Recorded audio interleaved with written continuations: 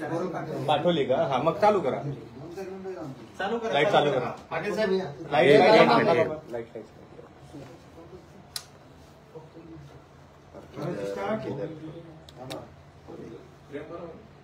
हा एकदम okay sir. Role आहे. चलो हा रोल आहे. रोल.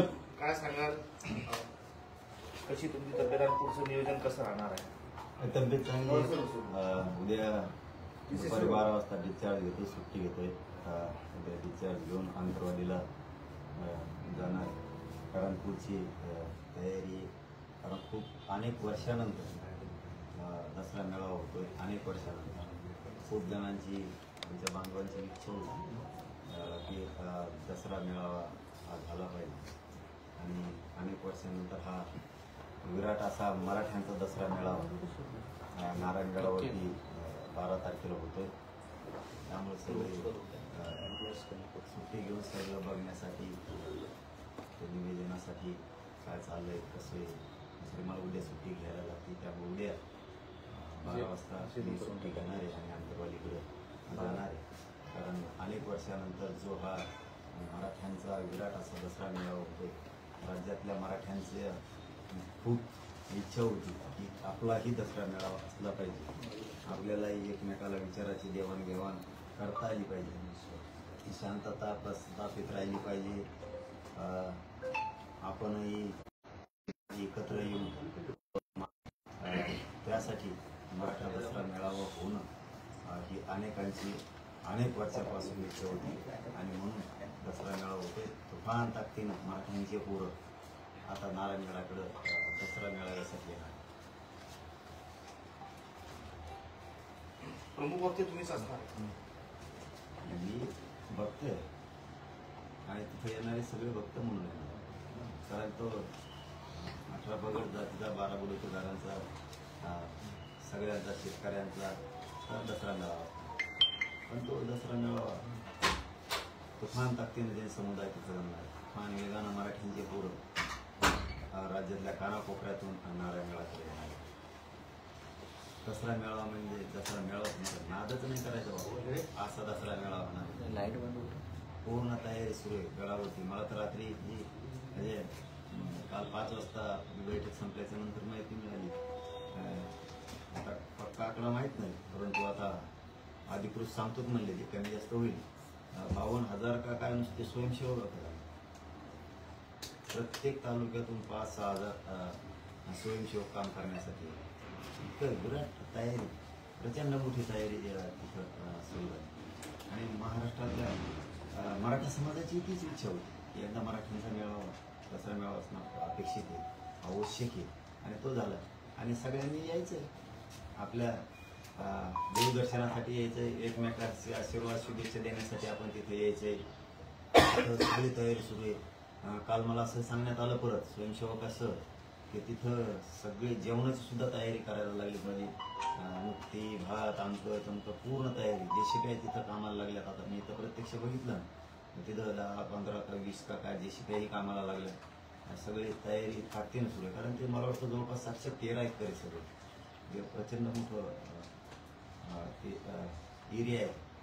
त्यामुळे तिथं खूप तयारी. डॉक्टरांच्या टीमा, पाण्याचे टँकर शेकड्याने तिथं. महिलांसाठी सगळ्यात महत्त्वाची टॉयलेटची व्यवस्थेची आवश्यकता होती. तर ती सुद्धा ती आता पडदे मारून का होईना तिथं एकरामध्ये किंवा एखाद्या जमिनीवरती तिथं करायला लागले. टप्प्याटप्प्यावर काही ठिकठिकाणी जेवणाचे स्टॉल, दवाखान्याचे स्टॉल सगळ्या ताकदीनं कामाला लागले. त्यामुळं हे अपेक्षित होतं. एक विराट असा मराठा मेळावा होणं आवश्यक होतं. आणि ते राज्याच्या अनेक वर्षापासून मराठ्यांची तयारी, इच्छा होती. आणि ती मात्र यावेळेस आता अनेक वर्षानंतर मराठा एकत्र येतोय. आणि सगळ्यांनी यावं. उगाच पक्षाच्या नेत्याच्या इकडे तिकडे गुळगुळ्याच्या मागं पळू नये मराठा. आणि मराठ्यांनी गावागावातल्या ध्यानात ठेवावं. मराठ्यांचे कुंकड आलेत, कुंकड गेलेत हेही बारकाईने लक्ष ठेवा. दसरा मेळाव्याला का आले नाहीत, काही जाणून बुजून मराठ्यांचे लक्ष ठेवा. कारण जिल्हा परिषद, पंचायत समितीला आपल्या दारात येणार आहे. उगाच राजकीय पक्षाच्या नेत्याच्या सभेला पळायचं नाही, त्यांच्या प्रचाराला पळायचं नाही. जिथं आपलं जातीचं, समाजाचं, जनतेचं, शेतकऱ्यांचं 18 पगड जातींचं, 12 बलुतेदारांचं, गोरगरीब ओबीसीचं हित आहे. अशा सामाजिक मेळाव्याकडं मराठा समाजाने आलं पाहिजे. आपला मराठा समाजाचा डावलून तो जर राजकीय पक्षाच्या सभेला जाणार असला त्याच्यावर ध्यान ठेवा. कारण उद्या त्याला मराठ्यांच्या दारात यायचंय, जिल्हा परिषदला यायचंय, पंचायत समितीला यायचंय, सरपंचाचं मत मागायला यायचंय, आमदारकीचं मत मागायला यायचंय, सुट्टी द्यायची. राज्यातला सगळा मराठा याची ओढ नारायणगडाच्या दसरा मेळाव्याकडे असली पाहिजे.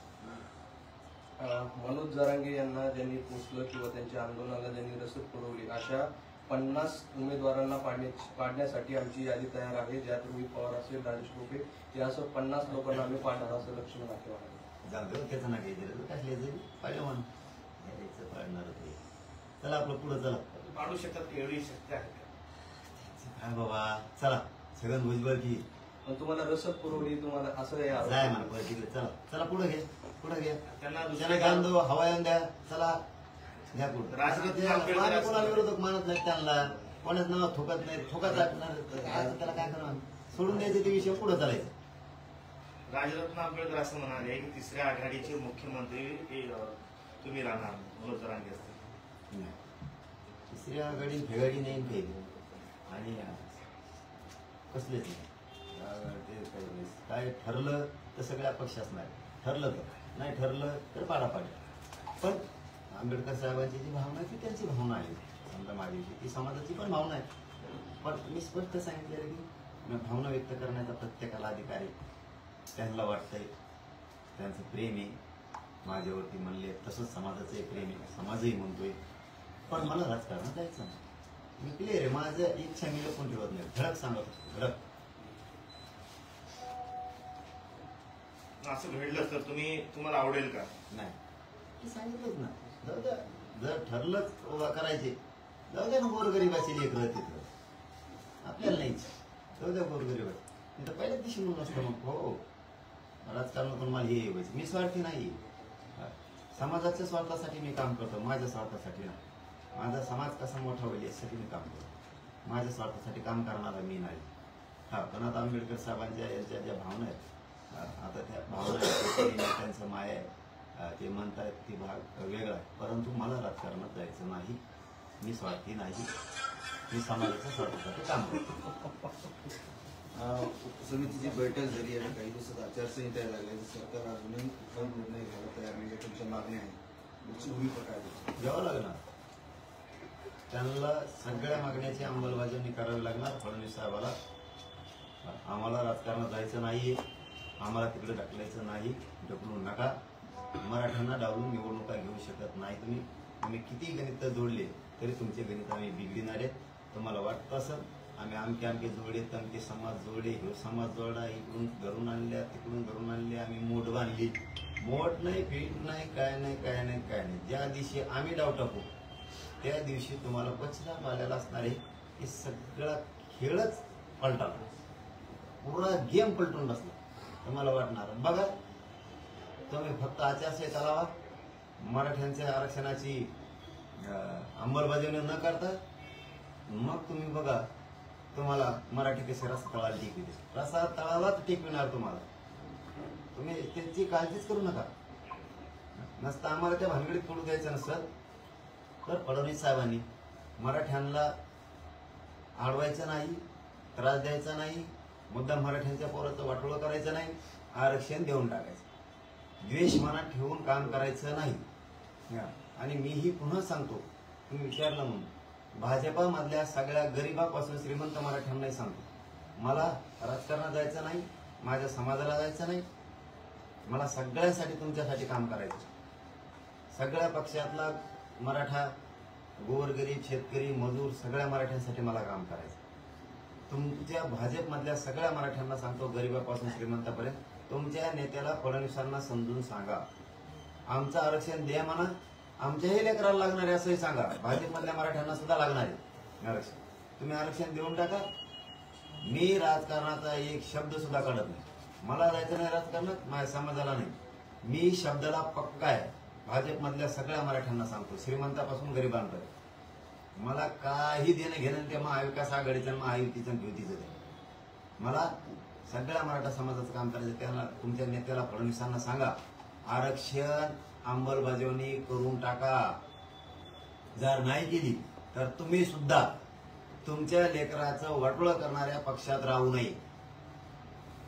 आपल्या जातीच्या बाजून राहू, आपल्या लेकराच्या बाजून राहू. आपल्या स्वतःच्या लेकराशी धोका करू नका. पक्षाच्या नेत्याच्या नादात, त्याला मोठं करण्याच्या नादात स्वतःचे लेकरं संपू नका, स्वतःची जात संपू देऊ नका. जातीला एवढी किंमत आहे, लेकराला एवढी मोठी किंमत आहे की ती हरवून बसू नका. पक्षाला नेत्याला मोठं करण्याचं. जो आपल्या लेकराला मोठंच करत नाही तो कशाचा आपला? जे आपल्या समाजाला मोठं करत नाही तो आपला होच कस काय शकतो? त्यामुळे सगळ्या मराठ्यांनी हुशार व्हा. ही डाव आहे, फक्त सत्तेवर बसायला पडतात. खुर्चीवर बस, अहो खुर्चीवर त्यो बसन. भाजपमधल्या गोरगरीब मराठ्यांना सांगतो, त्यो बसत काय शहाणे आपल्याला त्याची. त्यो गाडीत फिरणार, येशीत फिरणार, त्याचे पोरं फिरणार, त्याचे सगळे हाजी हाजी होणार, ते मजा होणार, ते जे ते खाणार. आपण त्याच शिकला, त्याच कष्टात, तितक्याच त्रासात आपले पोरं तितक्याच अडचणीत. आपण मागणारेच का आधी? आपल्याला काय मोठेपणे द्यायचं, त्याला मोठं करत बसायचं आणि स्वतःच्या लेकराचं वाटोळं करायचं. म्हणून सगळ्या मराठ्यांना माझी विनंती, एकजूट राहा, जात आणि लेकर मोठे करायचे. आणि दुसरं, भाजपमधल्या सगळ्या मराठ्यांना सांगतो, मला राजकारणात जायचं नाही म्हणून मी संधी दिली. 1 महिना झालाय कंप्लीट. मी फडणवीस साहेबांविषयी काहीही बोलत नाही. तुम्ही सगळेजण मिळून त्यांना सांगा, आमदार, खासदार, मंत्री, गोरगरीब, भाजपमधले मराठी सगळ्यांनी आरक्षण देऊन टाका. आणि आचारसंहितेचा जर नाही दिलं तर मी कोणालाही सोडणार नाही. हे जाहीरपणानं महाराष्ट्रातल्या मराठ्यांनाही सांगतो की मी सरकारला सोडणार नाही. माया नावाने बोंबलायचं नाही. मग किती पडले आणि किती जर वाटलं झालं हे मग मला सांगायचं नाही. ही माझी हात जोडून विनंती फडणवीस साहेबांना सुद्धा, सगळ्या मागण्याची अंमलबजावणी करा. दातडं काढू नका, हसण्यावर नेऊ नका, ही हो करू नको. हो, संधी दिलेली फडणवीस साहेब, तिचं सोनं करायचं, हो नाही करायचं.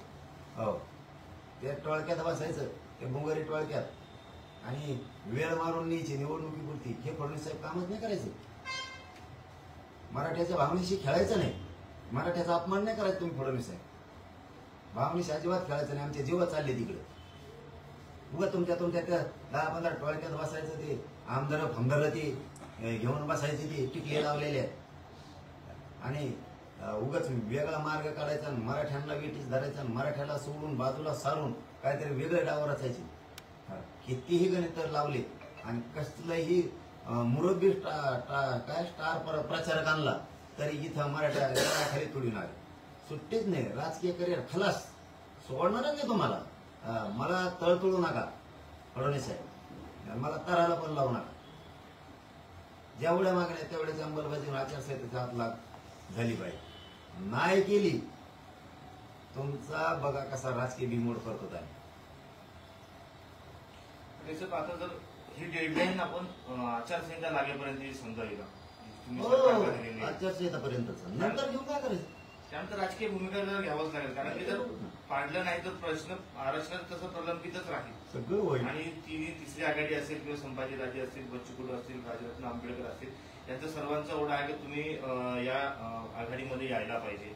मग पुढची भूमिका असं विचार शब्दाने वापरते या गाड्या फागाड्या पहिल्यापासून या गाड्या फागाड्यावर आपलं काय बघायचं. अपक्ष जर ठरलं तर सगळे अपक्ष, नाही ठरलं तर काचाकच पाडून टाकायचं. 113 घालतो आम्ही त्यांचे, किती गणित जोडून द्या. आम्ही धर्मातले सगळे कुणबी मराठी आमचेच आहेत, खानदेशातले आमचेच आहेत. ही पहिली वेळ आहे की उत्तर महाराष्ट्रात म्हणजे खानदेशात पहिल्यांदा 70 वर्षात असं घडणार आहे की कुणबी आणि मराठी चांगले शिका पाडणार. हे पहिल्यांदा घडणार.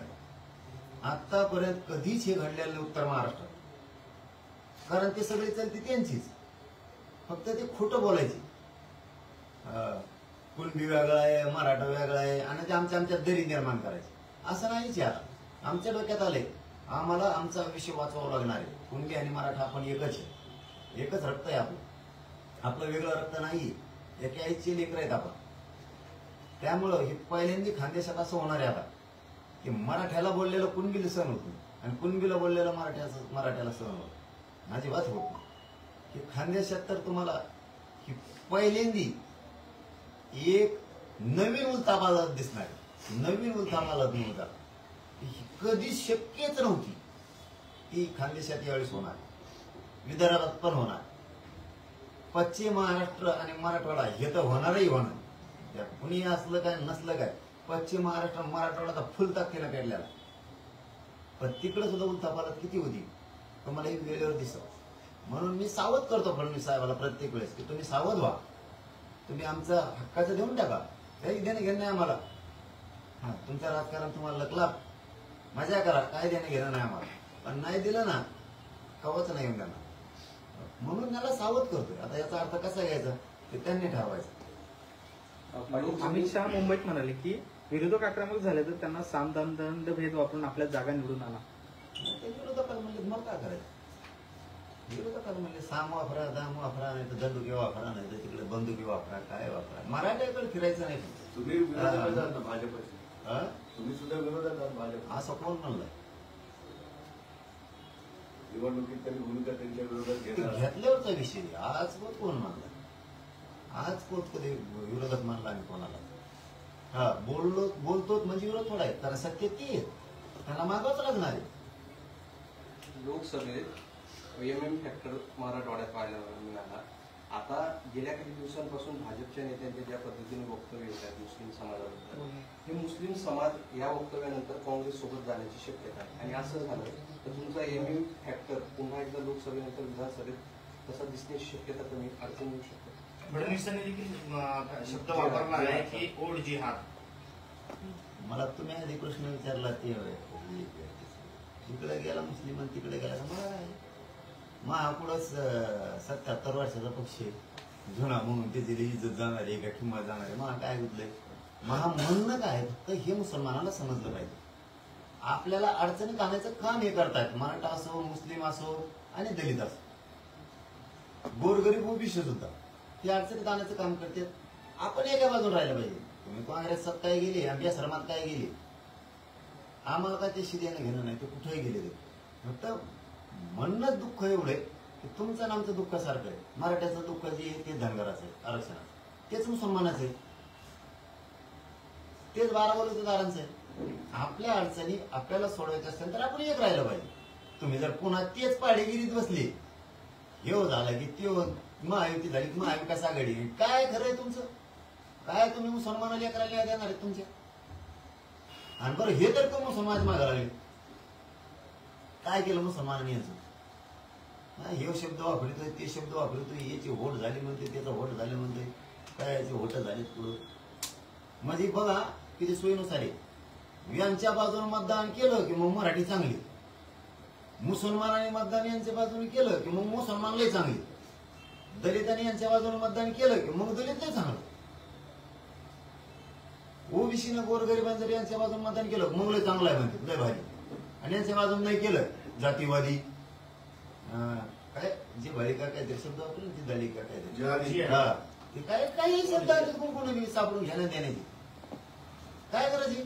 तुमच्या कोण मतदान केलं मग लय संत, आणि तुमच्या कोण मतदान नाही केलं की लगेच हा ते लगेच कापाकापी करणार. काय तुम्ही सत्ता चाले त्या बोंगारी धावण्या हुकून आला, लोक काय डोकं खराब करायचं काम आहे. मराठ्याने मतदान नाही केलं म्हणलं मराठी जातीवादीची, जातीवादी आहे मतदान केलं, मग तुम्हाला केल्यावर म्हणले चांगले, मग आमचं पार काय काहीच नाही, मग म्हणतात ते करायची तयारी तुमची आहे का नाही. आणि नाही केलं का आम्ही जातीवादी, काय सत्ता चालव करावं, जनतेची माया दया ठेवा जरा. काय ते मुसलमानांनी केलं तुमचं मागा लागला त्यांच्या लागावर मागा, तो मुसलमानाचं बघतो तुमच्याकडे कसं काय लागत होतं बघतो, मी बी आहे मुसलमानावर. नाटकं करतात का रे, ह्या काय काला गाठायचा प्रयत्न चालला काय तुमचं उगा नाटकं. आणि मुसलमानांनी बी थोडं धोरणात राहा, हाय तर आम्ही तुमचं सगळं हे उगा देव धर्माला बोलायचं नाही तुम्ही, आणि मायाला मुलींना त्रास द्यायचा नाही. बघू बरं तुमच्या अंगावर कोण येतं मी बघतो. हिंदू धर्माच्या देवदेवतांना नाव ठेवायचं नाही मुसलमानांनी, आणि हिंदूंच्या मुलींना त्रास द्यायचा नाही. बघतो तुमच्या अंगावर कोण येतोय, तो कोण त्रास देतो ते बघतो मी, आणि तुमचं आरक्षण कसं काय देत नाही ते बी बघतो. उगाच मागं लागत त्या मुसलमानाच्या कामान धामाचं, त्या दलिताच्या मागं लागत कामान धामाचे, गोरगरीब भविष्याच्या मागं लागते. सत्य ते मग काय तुम्ही काय कोणकडे बोलायला लागलात काय? मुसलमानाला बी हे कळायला पाहिजे, एकजुटीने एका बाजून राहायला पाहिजे. इकडून घडीभर झाले ह्या पक्षात, घडीभर झाले ह्या पक्षात, असं मुसलमानांनी बी नाही केलं पाहिजे. काय यांच्याकडून केलं मतदान मग लय चांगले मुसलमान आहे का नाही? नाही केलं की मग चांगले नाही. मराठ्यांनी यांच्याकडून मतदान केलं की मग मराठी चांगले, नाही तर चांगले नाही.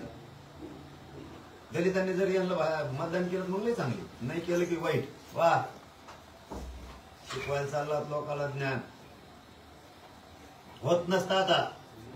आता शेतकऱ्यांच्या मागण्यापासून सगळ्याची अंमलबजावणी लागते तरच तुमच्याकडून, नाही तर तुम्हाला नुसताच दिखाऊ माल फसव धंदा होणार आहे यावेळेस.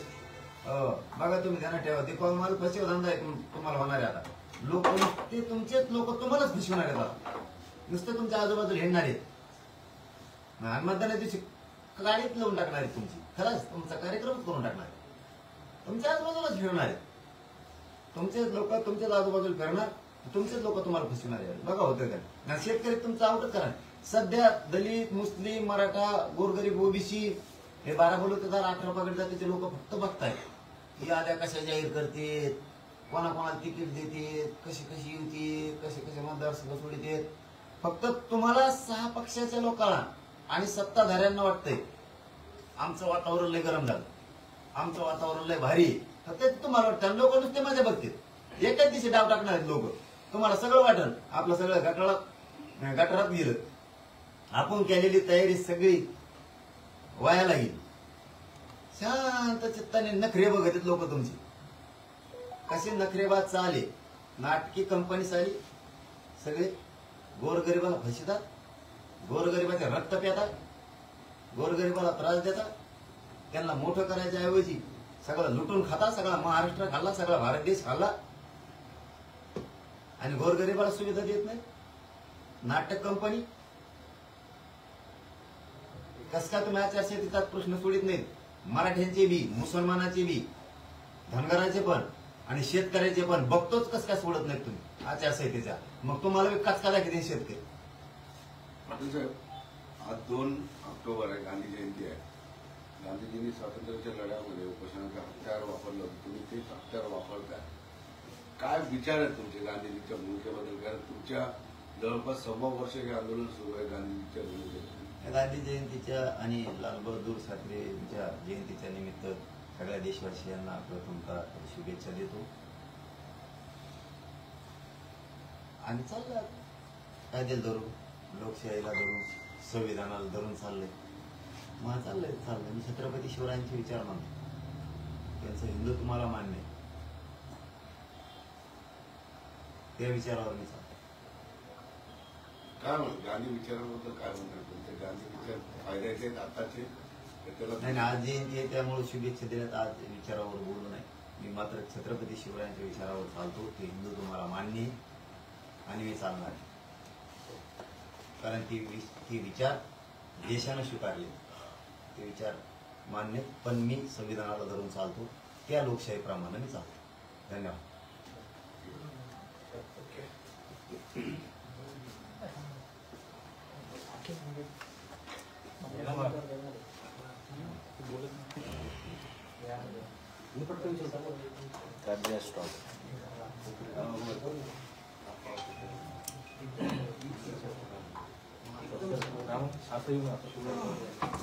आप्पा